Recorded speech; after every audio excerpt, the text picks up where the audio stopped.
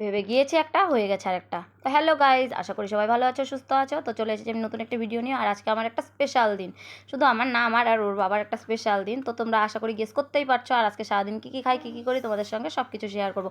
তো পুরো ভিডিওটা দেখো। সকালেও উঠিনি, একটু বেলা করেই উঠেছি, যেহেতু আগের দিন রাতেই সব জোগাড় করে রেখেছিলাম। তো উঠে মাম বাবুকে খাইয়ে ওদেরকে বিছানাপত্র পরিষ্কার করে পড়তে বসিয়ে দিয়েছি। তারপরে আমি রান্নায় চলে গিয়েছি।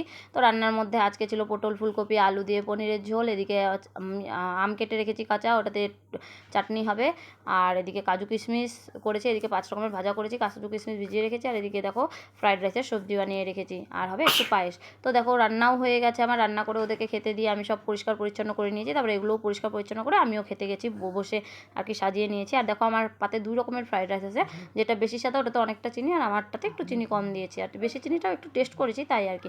তো সাজিয়ে গুছিয়ে নিয়েছি। হ্যাঁ, আজকে কি আমার আর আমার হাজব্যান্ডের বিবাহবার্ষিকী, আর আমাদের এবার 9 বৎসর পূর্ণ হলো। সেই আনন্দে, যেহেতু শাশুড়ি থাকলে হয়তো শাশুড়িকে একটু বলতাম, আবদার করতাম, যেহেতু নেই আর মাও পাশে নেই, কার কাছে আবদার করবো, তাই নিজেই বানিয়ে ওর বাবাকেও খেয়েছি, নিজেও খেয়েছি। এদিকে বাচ্চাগুলোও বলছিল খাবে খাবে, ওদেরকেও খাইয়েছি। এদিকে দেখো আমি খাবার নিয়ে বসেছি, দেখে বাবুও চলে এসেছে, বাবুও খাবে বলছে। তো ও পায়েস দেখে আর লোভ সামলাতে পারিনি, এদিকে গরম পায়েস আঙুল দিয়ে তুলে তুলে দেখো ওভাবে খাচ্ছে। তারপর ওর বাবা এসেছে, ওর বাবাকেও খেতে দিয়েছি, খেতে টেতে দিয়ে তারপরে আমাকে বলছে আসো তোমাকে একটু খাইয়ে দিই। তো আমি হাঁ করেই আছি, আমাকে দিতে দিতে ওর অবস্থা খারাপ হয়ে গেছে, দেয় না সহজে। আর এদিকে হঠাৎ করে শুনি যে মৌসুমিরা আসবে, মৌসুমি শ্বশুরবাড়ির লোকজন আসবে। তো 2টো ঝুড়ি ভাজার প্যাকেটে আনিয়েছি, আর একটা মাজার বোতল নিয়ে এসেছি। ওদের বাড়িতেই খাওয়া দাওয়া করবে, তো আমাদের বাড়িতে আর কি একটু এইসব খাবে, তো আনিয়েছি। 12 জন এসেছিলো। আর এদিকে দেখো তারপরে সন্ধেবেলা চলে গিয়েছি কীর্তনে। হ্যাঁ, কীর্তনে গিয়ে বলছি আগে কীর্তনটা একটু শুনে নাও, এত সুন্দর লাগছিল কীর্তন শুনতে যে বলে বোঝানোর মতো না। খালি তোমরা একটু কীর্তনটা শোনো।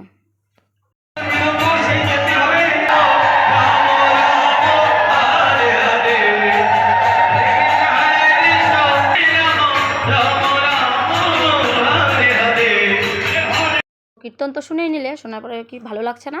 আর ভেবেছিলাম এই যে এইভাবে মণ্ডপের চারপাশ দিয়ে ঘুরবো, তখন থেকে কেউ ঘুরছে না, এত ভিড় হয়েছে।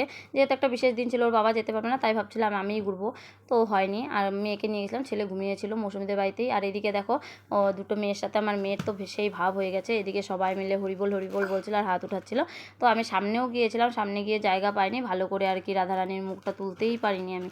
2 দিন থেকে যাচ্ছি, এত ভিড় হচ্ছে যে তুলতেই পারছি না। তারপরে আর কি কীর্তন টীর্তন আর সন্ধ্যা আরতি টারতি দেখে আমরা চলে এসেছি। তো চলে আসার পরে এখানে আজকের ভিডিও শেষ করছি। তো তোমাদের আমার ভিডিওটা কেমন লেগে থাকলো, আমার পুরো ভিডিওটা যদি তোমাদের ভালো লেগে থাকে অবশ্যই লাইক কমেন্ট শেয়ার করবে, আর চ্যানেলটিকে নতুন হয়ে থাকলে সাবস্ক্রাইব করবে। আর এটা আমাকে আমার বর দিয়েছে, কুর্তিটা কেমন লাগছে বলো। তো টাটা, চলো দেখাবে নেক্সট ভিডিওতে। টাটা, রাধে রাধে।